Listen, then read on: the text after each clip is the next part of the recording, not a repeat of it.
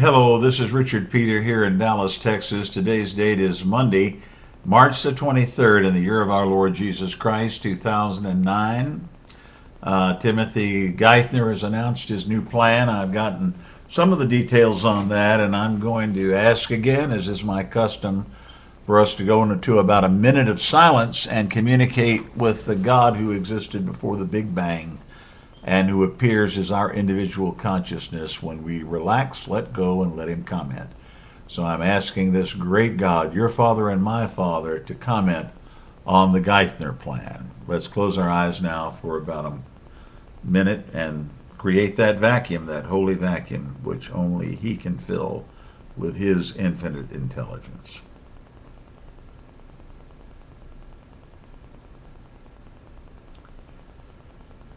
You'll notice I'm not going to Google and looking up the answers. You'll notice I'm not listening to opinions that are expressed on TV about Geithner's plan.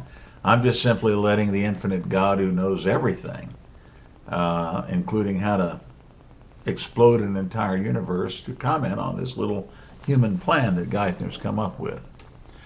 Toxic assets, restyled now to be legacy assets. What are they? Worthless loans. Loans made to people who couldn't afford the houses.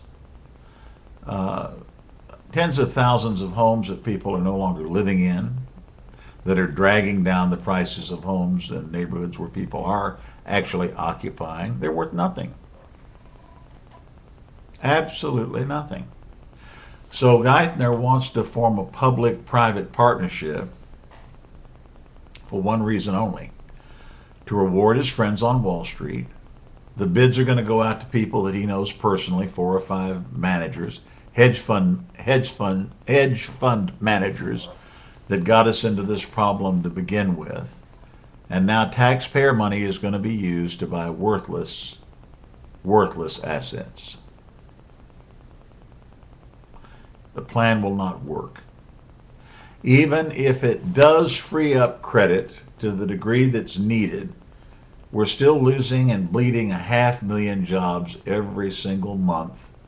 No banker, even if his credit and his balance sheet is straightened up, is going to want to loan money in this environment. The stimulus plan stimulates nothing but remodelers, construction companies, people that are going to put together medical records. It does nothing for the tens of thousands of people that are laid off, that are doing manufacturing homes, and that business in Elkhart, Indiana is now dried up. It's just not going to work. The stimulus package was designed to stimulate certain government contractors and certain departments that were the favorites of Pelosi and Reid, departments of government, long-standing bureaucratic programs that they wanted to get more millions of dollars more to fund. It's not going to result in any hiring. The credit markets are not going to open up again because of the jobs being decimated and lost moment by moment. Bankers are not going to loan money. I don't care what the Geithner plan is supposed to do, besides make private investors richer than they already are. If the markets go up, and if the markets go down, they have no risk at all. So you're probably going to get a lot of capital that'll move into there, but that doesn't mean banks are going to loan money. Banks will not loan money in this economic environment. China and Japan announced they're going to buy more treasuries. Yeah, until such time as the dollar falls in value that they won't do that any longer. Look, folks, here's the thing. You have to know the truth about whatever you're buying in life, okay? These assets have no value. They were funny money, and they were funny loans. They have no intrinsic value. They're worthless pieces of paper. Why would any nation invest in crap that means nothing and that has no value? Why would any individual do that? Why would any hedge fund manager do that? And then China and Japan say they're going to invest until such time as our dollar is devalued. What do you think is going to happen to the dollar as we put 12, 15, and 20 trillions of dollars in newly printed money on the street? This society is going to destroy itself and become like Germany was when inflation was so high society could no longer function. That's exactly what's going to happen in the future. The solution to the plan is to completely restructure. Let's just assume the United States is having a brand new constitutional convention and we're going to begin all over again. We start with honest money, money backed by gold and silver, at least to 30 or 40% of the value of every dollar printed.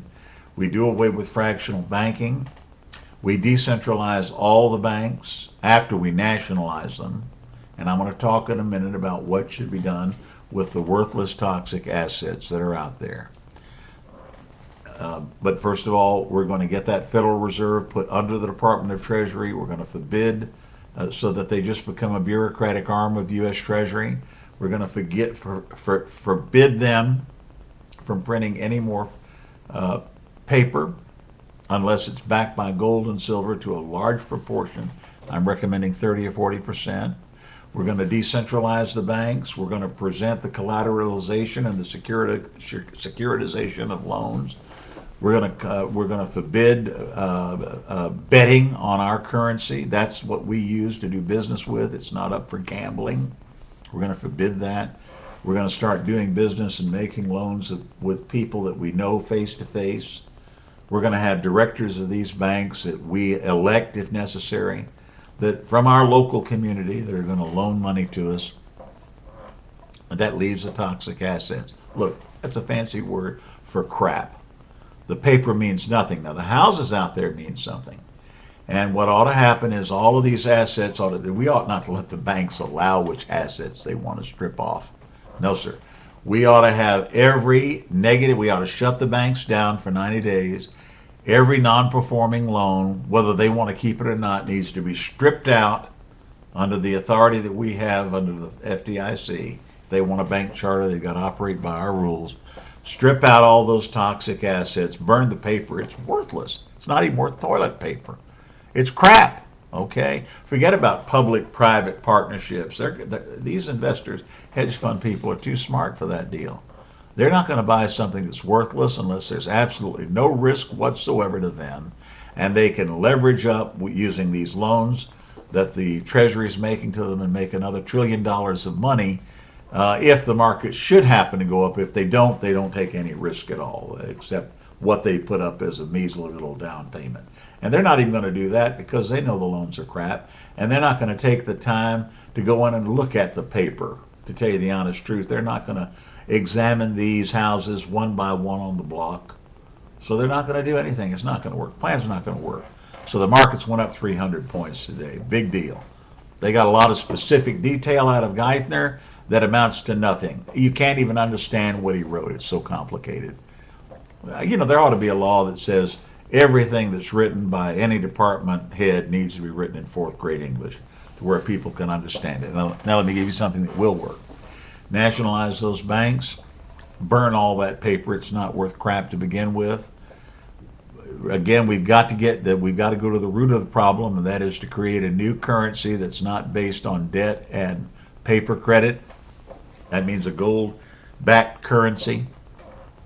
And then the final thing we need to do is strip off and burn all of the paper that have a big public burning ceremony, because it's not worth crap anyway. The paper's not worth anything.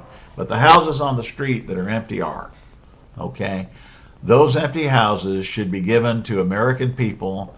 We ought to have a year of an American Jubilee where credit is no longer used to deny a person a loan, but credibility is the factor that we're going to be using. Do they have a job? Do they know people in the local community? And by the way, the banks should be decentralized so that the people that make the loans know the people they're making the loans to and what kind of business or job that they actually do have.